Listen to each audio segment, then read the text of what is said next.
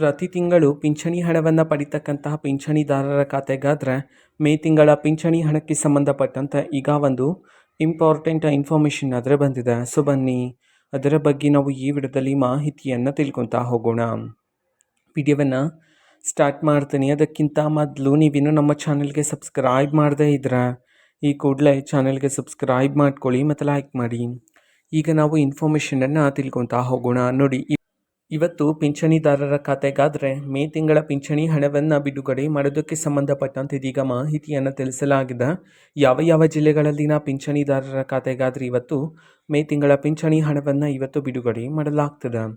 ಈ ಒಂದು ಮಾಹಿತಿಯನ್ನು ನಾವು ತಿಳ್ಕೊಳ್ಳೋದಾದರೆ ಇದೀಗ ಬಂದಿರತಕ್ಕಂತಹ ಇನ್ಫಾರ್ಮೇಷನ್ ಪ್ರಕಾರ ಇವತ್ತು ಕರ್ನಾಟಕದಲ್ಲಿರ್ತಕ್ಕಂತಹ ಪಿಂಚಣಿದಾರರಲ್ಲಿ ಇವತ್ತು ಈ 13 ಜಿಲ್ಲೆಗಳಲ್ಲಿನ ಪಿಂಚಣಿದಾರರ ಖಾತೆಗಾದರೆ ಮೇ ತಿಂಗಳ ಪಿಂಚಣಿ ಹಣವನ್ನು ಇವತ್ತು ಬಿಡುಗಡೆ ಮಾಡೋದಕ್ಕೆ ಸಂಬಂಧಪಟ್ಟಂತೆ ಈಗ ಮಾಹಿತಿಯನ್ನು ತಿಳಿಸಿರ್ತಕ್ಕಂಥದ್ದು. ಈಗ ನಾವು 13 ಜಿಲ್ಲೆಗಳ ಹೆಸರನ್ನು ತಿಳ್ಕೊತಾ ಹೋಗೋಣ.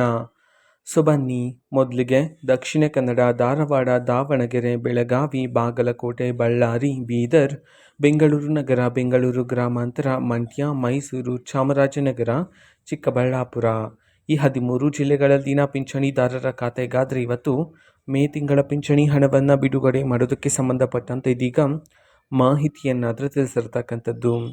ಓಕೆನಾ.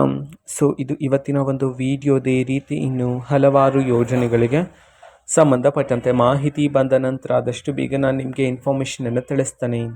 ಅದಕ್ಕೋಸ್ಕರ ಚಾನಲ್ಗೆ ಸಬ್ಸ್ಕ್ರೈಬ್ ಮಾಡ್ಕೊಳ್ಳಿ. ಮತ್ತೀಗ ನಾವು ಫೇಸ್ಬುಕ್ಕಲ್ಲೂ ಸಹ ಈಗ ವಿಡಿಯೋಸ್ಗಳನ್ನು ಅಪ್ಲೋಡ್ ಮಾಡ್ತಿದ್ದೀವಿ. ಫೇಸ್ಬುಕ್ ಚಾನಲ್ ಲಿಂಕನ್ನು ಡಿಸ್ಕ್ರಿಪ್ಷನ್ ಬಾಕ್ಸಲ್ಲಿ ಕೊಟ್ಟಿರ್ತೀನಿ.